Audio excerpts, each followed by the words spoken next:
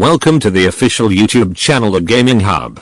We are always trying to give you most trending news around the globe. In this episode we will discuss about WRC Generations Review, a fitting farewell.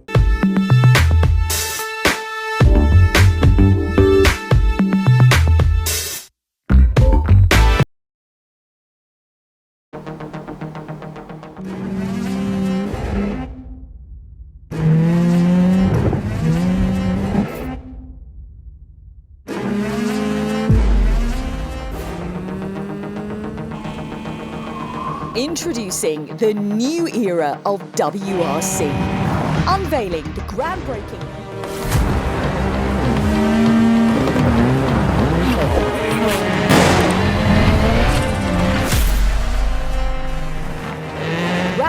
new hybrid Rally 1 cars powered by fossil-free fuels. Get ready to turbocharge your way. Choose a driving strategy to maximize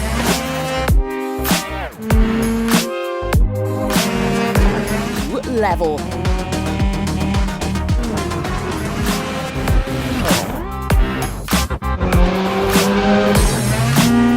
maximize power against duration. Electric boost off the start line, then regenerate power under braking. Blast off with a new hybrid powertrain, delivering up to 100 horsepower of extra power.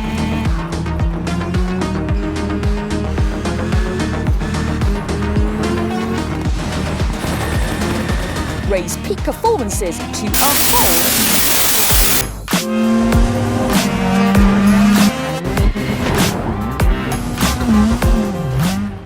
WRC Generations shows how much the series has grown by combining the best elements from the past several games.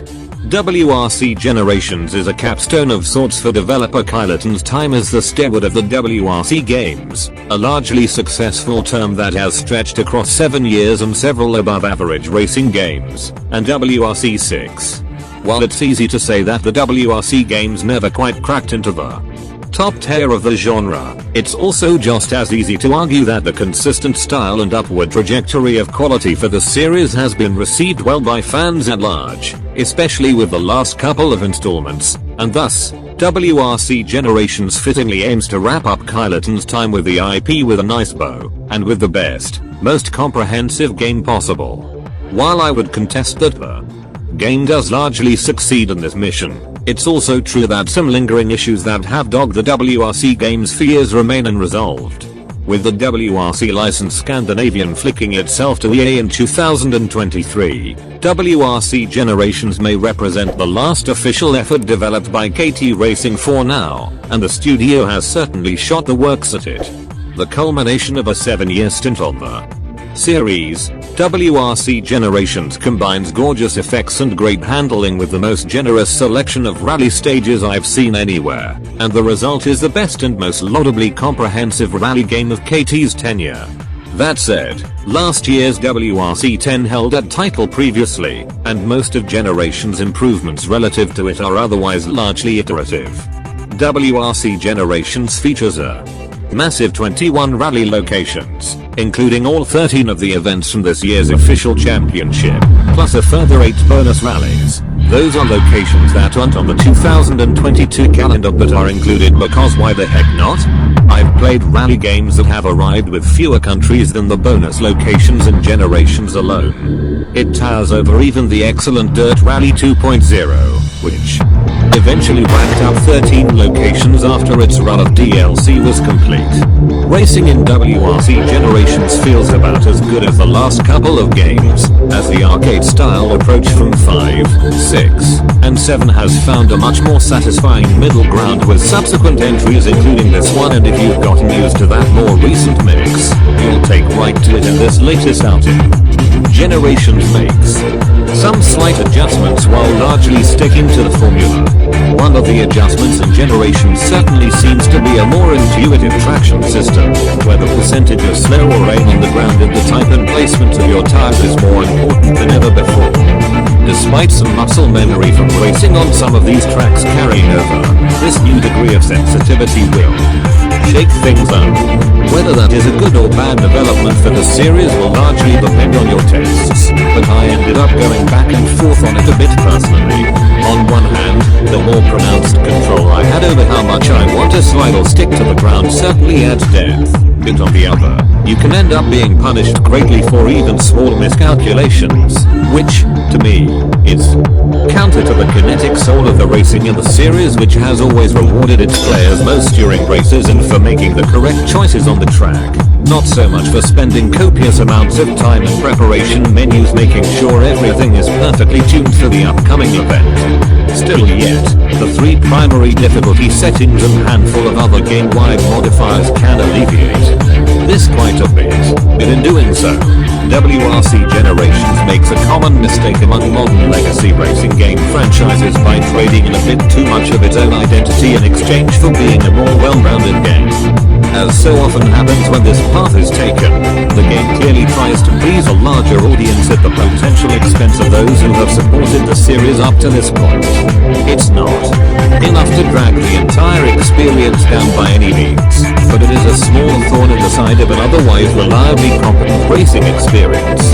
Series veterans will note that a lot of the stages themselves are repeats from previous games, but I like having them all here in one package with consistent features. That said, I do miss my beloved Australia, last seen in WRC 8, and Poland, last seen in WRC 7, which are conspicuous in their absence. KT Racing has already let fans know they will not be added later, which is a shame, though it seems recalcitrant of me to gripe too much considering the glut of countries that did make the cut. The new Swedish stages are a big highlight, and are easily amongst the best looking routes in the whole series. The snow in particular is uncannily realistic, whipping past it at high speed, with roads flanked with sloping piles of soft clumps as the plowed edges encroach back onto the stages. It looks seriously excellent at night, too, and it's a great showcase for Generations' terrific lighting, from the glow of campfires to the way the headlights cut through the woods.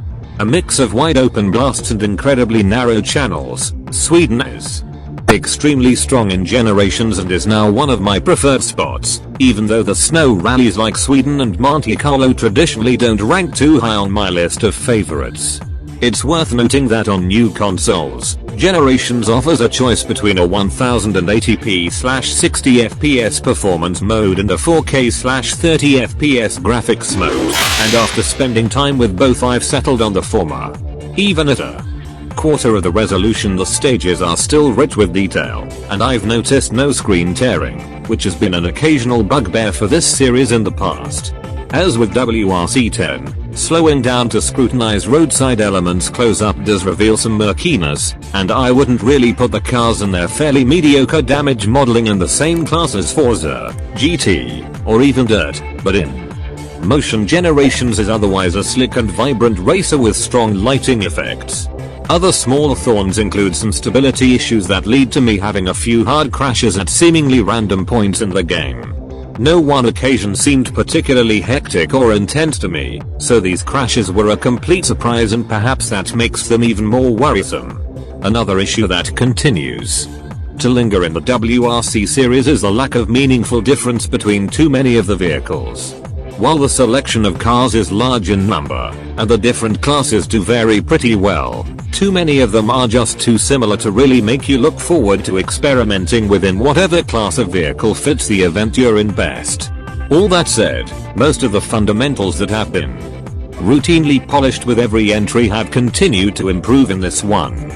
The vast and beautiful environments are better than they've ever been, with enhanced weather effects and denser flora. The pronounced differences in track type from pavement to gravel to dirt all hit better than ever, with the PS5's DualSense making you feel every pebble and speck of dirt getting kicked up, and the well-designed pace notes that keep you informed about what to expect with peripheral info that doesn't make you take your eyes off the road like a minimap would.